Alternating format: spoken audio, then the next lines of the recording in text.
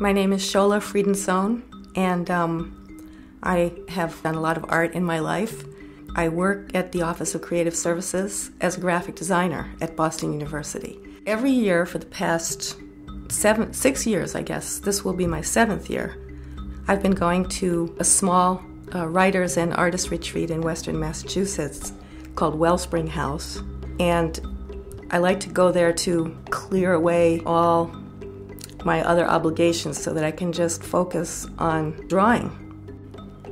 As far as the work itself, I go around with my camera to places I've been, like overseas in Nepal or Guatemala. As I shoot with my camera, I'm composing something that I will draw from directly when I go back.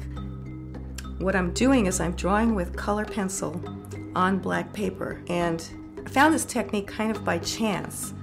I had those two materials available someplace I was at, and I just started scribbling, and I was very surprised to find that the color pencil really showed up beautifully on the black background.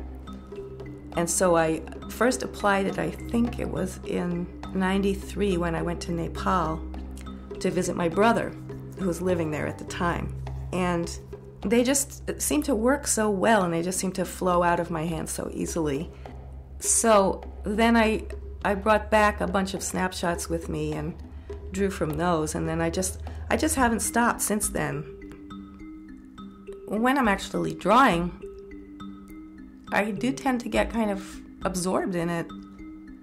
You know, one of the things I like is, you know, I've laid it out with pencil, and then I start going in with the color pencil, and it starts taking shape, and it's exciting, you know, to see the contrast develop. And you know, like a lot of times I'll start with, say, maybe the sky, and it's not exactly paint by numbers, but it bears a slight resemblance to that.